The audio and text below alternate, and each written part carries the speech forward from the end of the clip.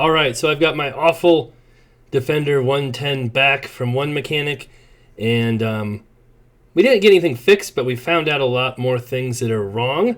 I'm taking it to another mechanic, and well, they just unscrewed my roll bar that's screwed into sheet metal with their hand. So that just shows the build quality of this resto mod that was supposedly completely redone with an LS3 motor. And yes, the other screw just unscrewed by hand as well. So I'm slowly dismantling my car piece by piece without any tools whatsoever. But anyway, we did find some major things wrong with it. The first mechanic I took it to is someone I know. I thought he had more time to work on it. You can see some of the steering components here. Maybe he thought he had more time to work on it, but he basically said he couldn't really start on anything until after the start of the year, which is a long time away. So I'm taking it to a different shop, and that can be a little tricky too, just knowing where to take it, who to take it to. So this is a previous video I did kind of showing the mechanicals and everything that was we could see on it.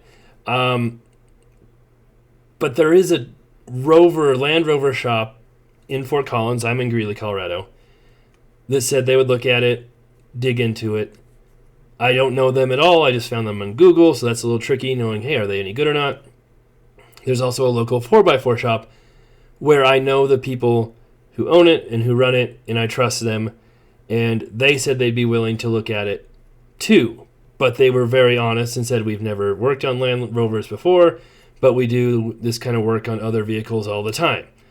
So that's a conundrum, right? Do I go with a shop that maybe isn't as familiar with Land Rovers, but I know and trust?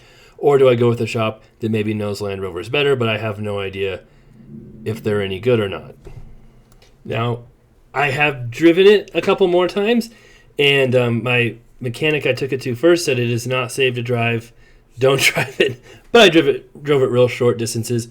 And I'm getting used to it, the steering pulling it, to the left and right at random times and not being able to stop at all. But it does have an amazing amount of power and sounds great, so that's nice. But no, I'm not going to drive it very far. Just to the new mechanic. And what did the other one find? Well, he said the steering is pretty much completely shot, just completely worn out, tons of play all over. He said the axles are on their last legs, either need completely rebuilt or different axles.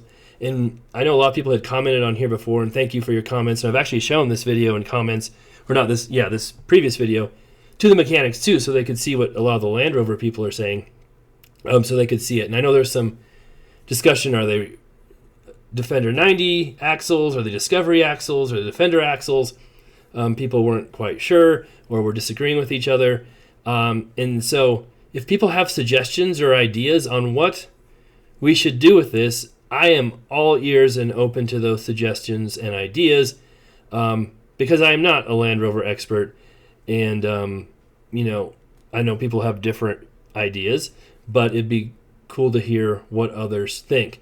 The brakes are completely undersized, and the brake lines were too short and kinking, and that's one reason why they don't work very good. So one reason why it's not safe. I think probably the best thing to do is probably just get a complete new brake upgrade kit. Again, open to suggestions on that. As far as the motor and transmission go, they said those look really strong and solid. Didn't see any problems, didn't have any issues. It pulls really good. It does shift a little aggressive. Like it shifts pretty hard, and it downshifts pretty aggressive too. So it's fine, but those are just a couple of things I noticed with it. And then, of course, we've got lots of interior and other issues to deal with along the way too. All the seat belts are too short and wrong, so obviously you need to redo all the seat belts. It's got the wrong gear shifter because it's got more, it just has park, reverse, neutral, drive. And it's obviously got park, reverse, neutral, and a couple different drive options. You can keep it in low gear, and it doesn't even list those. The seats are the wrong seats, as people have said. They don't go back very far. It's pretty tight for me. I'm 6'1", and I would think having, a Defender, I wouldn't feel tight and snug and not be able to see out of it. But that's how I feel right now. So there's quite a few things to do here. But the main focus right now is mechanicals. Get it so it will drive safely and not kill everybody in it, because it suddenly steers into a semi or something, and you're not paying full attention with both hands on the wheel when it does that. And I can't wear a seatbelt while I'm driving it either, and obviously it has no airbags or anything, so not the best thing to take my family in or myself in. So I guess, if people have suggestions on axles, brakes, these vehicles are worth quite a bit if you do them right. This obviously was not done right, so I am willing to put some money into it, hopefully make it right and make it a fun car, possibly even a daily driver. But like I said, it needs a lot of work before we can do that. So happy to hear what people think on that, what some things we can do to make it better are, and hopefully the shop I've got it at now is comfortable doing that stuff, and they do have some time to work on it, which is nice and not always easy to find. And once we get the mechanicals and things like that done, then maybe I could move on to the interior. Well, I mean, for sure we want to do the seat belts. Maybe even the seats, right away too, just so they're better. Do I get Defender seats? Do I get other seats that maybe adjust farther back?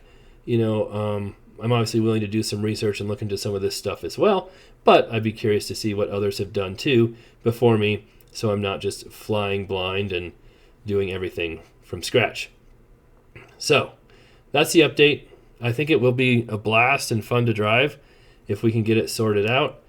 That might take some time, and eventually it also might need repainted and some exterior stuff fixed too, like the roll bar that's just screwed into the sheet metal. I'm sure that will provide tons of support if we ever do have a wreck. Maybe the back of it is a little more secure, but who knows? Based on how the rest of this vehicle was done, I would not bet on that being screwed into anything substantial. All right, so that's all I've got for now. We'll see what this other mechanic says as far as what they've found, what they think should be done. And, they may come back and say, hey, this is too much for us. We don't want to take it on. Maybe take it somewhere else. But that's something else I like to hear from people, too, is like, do you have to have a Land Rover-specific shop to work on these? Or can, regular 4x4 shops do it and not screw stuff up? Is there specific stuff that's very different on these from other vehicles? As you can tell, I don't know much mechanically wise on, Rovers and cars and different, I'm not, as far as fixing them and that aspect of the vehicle. So that's where we are. We'll see what they say, and I'd love to hear what you say in the meantime as well.